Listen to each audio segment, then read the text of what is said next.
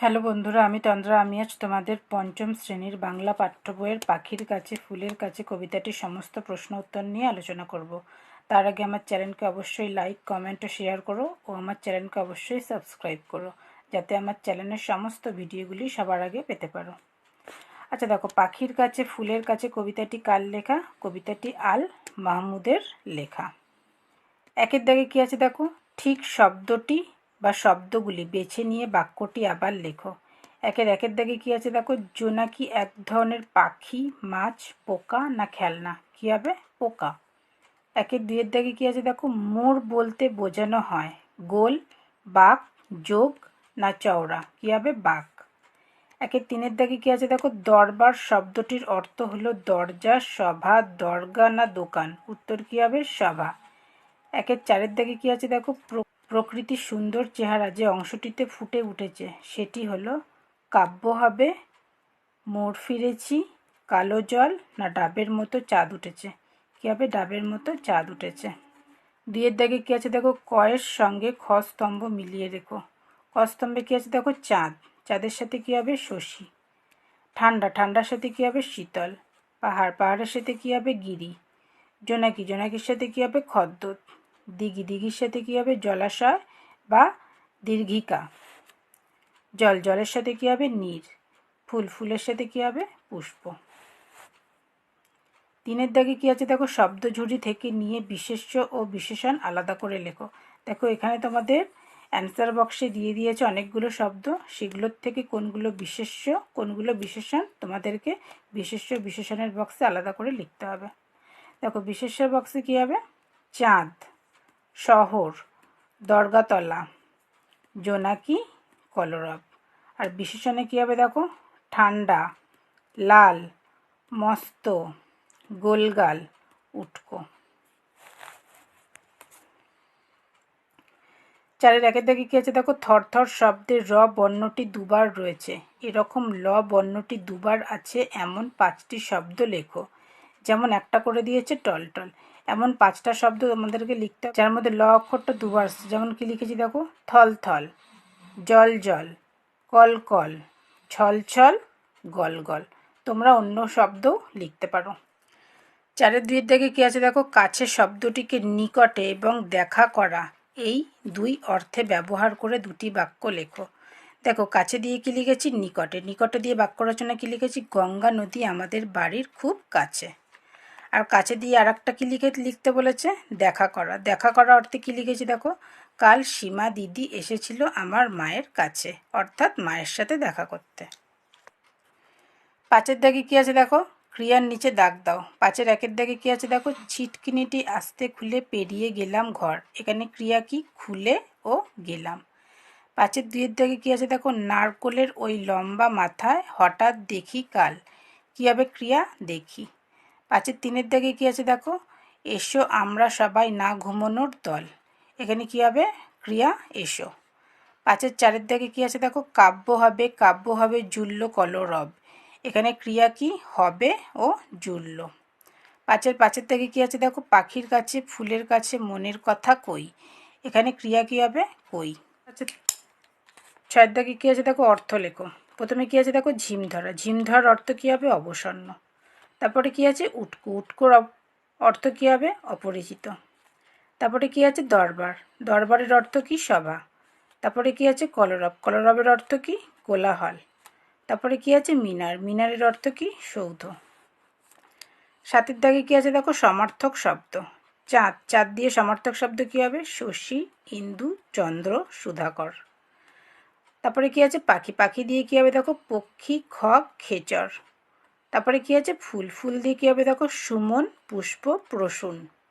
তারপরে কী আছে দেখো, গাছ। গাছ দিয়ে কী হবে দেখো, তরু, বৃক্ষ, উদ্ভিদ, দ্রুম। তারপরে কী আছে দেখো, জোনাকি। জোনাকি দিয়ে কী হবে দেখো, খদ্যোত, কীটমণি, জ্যোতিরিঙ্গন। সমার্থক শব্দ আরও অনেক কিছু হয়, তোমরা চাইলে এগুলোও লিখতে পারো, বা অন্য যদি তোমাদের সমার্থক শব্দ জানা থাকে সেগুলোও লিখতে পারো। বা এর আগে আমি যে ভিডিও দিয়েছি সমার্থক শব্দের, তার মধ্যেও দেখবে তুমি এই সমার্থক শব্দগুলি পেয়ে যাবে। আটের দাগে কী আছে দেখো, বিপরীত শব্দ। প্রথমে কী আছে? লম্বা। লম্বার বিপরীত কি? খাটো বা বেটে। তারপরে কী আছে? ঠান্ডা। ঠান্ডার কী হবে? গরম। তারপরে কি আছে হেসে, হেসের কি হবে কেঁদে। তারপরে কি আছে পদ্য, পদ্যর কি হবে গদ্য।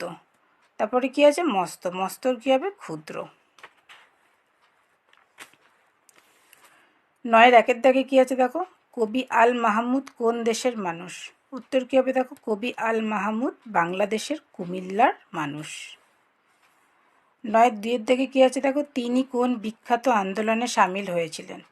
উত্তর কি হবে দেখো, কবি আল মাহমুদ বাংলাদেশের বিখ্যাত ভাষা বিদ্রোহে সামিল হয়েছিলেন। ৯ তিনের দাগে কি আছে দেখো, তার লেখা একটি বিখ্যাত বইয়ের নাম লেখো। উত্তর কী হবে দেখো, কবি আল মাহমুদের লেখা একটি বিখ্যাত বইয়ের নাম হলো লোকান্তর। ১০এর দাগে কী আছে দেখো, নিচের প্রশ্নগুলির উত্তর নিজের ভাষায় লেখো। ১০এর একের দাগে কী আছে দেখো, কবি ঘর থেকে বেরিয়ে পড়েছিলেন কেন। উত্তর কী হবে দেখো, পাখির কাছে ফুলের কাছে কবিতায় কবি অর্থাৎ আল মাহমুদ হঠাৎ একদিন রাতে জানালা দিয়ে নারকেল গাছের মাথায় ডাবের মতো ঠান্ডা ও গোলগাল চাঁদ উঠেছে দেখে, যা প্রকৃতিকে এক অপরূপ সৌন্দর্যে ভরিয়ে তুলেছে, তা উপভোগ করার জন্য কবি ঘরের ছিটকিনিটি আস্তে খুলে ঘর থেকে বেরিয়ে পড়েছিলেন। ১০এর দুইয়ের দাগে কী আছে দেখো, কবি কেন ছিটকিনিটি আস্তে খুলে ঘর থেকে বেরিয়ে এলেন। উত্তর কী হবে দেখো, আল মাহমুদের লেখা পাখির কাছে ফুলের কাছে কবিতায় কবি রাত্রে প্রকৃতির সৌন্দর্য উপভোগ করার জন্য বেরোচ্ছিলেন, কিন্তু তখন বাড়ির সকলে ঘুমোচ্ছিলেন, তাই তিনি ছিটকিনিটি আস্তে খুলে ঘর থেকে বেরিয়ে এলেন যাতে কারো ঘুম না ভাঙে। ১০এর তিনের দাগে কী আছে দেখো, বাইরে বেরিয়ে এসে কবি শহরকে কেমন অবস্থায় দেখলেন। উত্তর কী হবে দেখো, আল মাহমুদের লেখা পাখির কাছে ফুলের কাছে কবিতায় রাত্রে ঘর থেকে বাইরে বেরিয়ে এসে কবি বাইরের শহরকে ঝিম ধরা অবস্থায় দেখেন। এছাড়া শহরটিকে থরথর করে কাঁপতে দেখেছিলেন। মিনার অর্থাৎ সৌধটিকে দেখে মনে হচ্ছিল কেউ বুঝি দাঁড়িয়ে আছে, এবং পাথর ঘাটার গির্জেটিকে দেখে যেন মনে হয়েছে লাল পাথরের ঢেউ। ১০এর চারের দাগে কী আছে দেখো, শহরে নেই অথচ কবির মনে হলো তিনি দেখেছেন এমন কোন কোন জিনিসের কথা কবিতায় রয়েছে। উত্তর কী হবে দেখো, আল মাহমুদের লেখা পাখির কাছে ফুলের কাছে কবিতায় শহরে নেই অথচ কবির মনে হলো তিনি দেখেছেন এমন জিনিসগুলি হলো লাল পাথরের ঢেউ ও উটকো পাহাড়। ১০এর ৫এর দাগে কী আছে দেখো, সেই রাতে জেগে থাকার দলে কারা ছিল, তারা কবির কাছে কি আবদার জানিয়েছিল। উত্তর কী হবে দেখো, আল মাহমুদের লেখা পাখির কাছে ফুলের কাছে কবিতায় সেই রাতে জেগে থাকার দলে ছিল জোনাকি পোকা, দিঘির কালো জল, রক্তজবার ঝোপ, ফুলেরা ও পাখিরা। তারপরে আর একটা কোশ্চেন আছে দেখো, তারা কবির কাছে কি আবদার জানিয়েছিল। এটা যেহেতু একটা ট্যাগ কোশ্চেন, আমি তোমাদেরকে আগের ভিডিওতেও বলেছি ট্যাগ কোশ্চেনের অ্যান্সার যখনই লিখবে অবশ্যই এমন করে বক্স করে নেবে, বক্স করে লিখবে, তাহলে অ্যান্সারটা দেখতেও ভালো লাগে আর যে এক্সামিনার চেক করবে তার চেক করতেও সুবিধা হয়।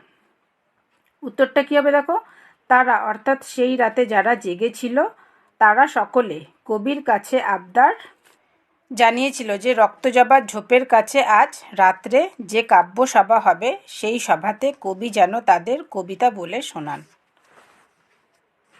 ১০এর ৬ দাগে কী আছে দেখো, তাদের ডাকে সাড়া দিয়ে কবি কি করলেন। উত্তর কী হবে দেখো, আল মাহমুদের লেখা পাখির কাছে ফুলের কাছে কবিতায় সেই রাতে যারা জেগেছিল তাদের ডাকে সাড়া দিয়ে কবি নিজের পকেট থেকে তার ছড়ার বইটি বের করে পাখিদের কাছে ফুলেদের কাছে কবিতার মাধ্যমে নিজের মনের কথা বলতে থাকেন। ১০এর ৭ দাগে কী আছে দেখো, রক্তজবার ঝোপের কাছে কাব্যের যে আসর বসেছিল সেই পরিবেশটি কেমন তা নিজের ভাষায় লেখো। উত্তর কী হবে দেখো, আল মাহমুদের লেখা পাখির কাছে ফুলের কাছে কবিতায় সেই রাতে লাল দিঘির পাড়ে রক্তজবার ঝোপের কাছে যে কাব্যের আসর বসেছিল সেই পরিবেশটি ছিল মনোরম। সেদিন রাতে কবিকে প্রকৃতির মধ্যে পেয়ে জোনাকিরা উড়ে বেড়াচ্ছিল, পাখিরা ও ফুলেরা হেসে উঠেছিল, দিঘির জল কলকল করে বয়ে গিয়ে সকলে মিলে একসাথে কবিকে কবিতা শোনাতে বলতেই কবি নিজের পকেট থেকে ছড়ার বই বার করে কবিতার মাধ্যমে নিজের মনের কথা শোনান। ১০এর ৮ দাগে কী আছে দেখো, চাঁদকে নিয়ে তোমার পড়া বা শোনা একটি ছড়া লেখো। উত্তর কী হবে দেখো, আল মাহমুদের লেখা পাখির কাছে ফুলের কাছে কবিতায় যেমন চাঁদের কথা রয়েছে, তেমন অন্য একটি ছড়া হলো চাঁদ উঠেছে, ফুল ফুটেছে, কদম তলায় কে, হাতি নাচছে, ঘোড়া নাচছে, সোনামণির বেয়ে। এই ছড়াটা তো আমরা সকলেই ছোটোবেলায় শুনেছি, এটা খুবই জনপ্রিয় একটা ছড়া। তোমরা এটাও লিখতে পারো, বা তোমাদের যদি চাঁদ দিয়ে অন্য কোনো ছড়া বা কবিতা জানা থাকে তোমরা সেটাও লিখতে পারো। ভিডিওটি ভালো লাগলে অবশ্যই আমার চ্যানেলকে লাইক, কমেন্ট ও শেয়ার করো, ও আমার চ্যানেলকে অবশ্যই সাবস্ক্রাইব করো। Thank you.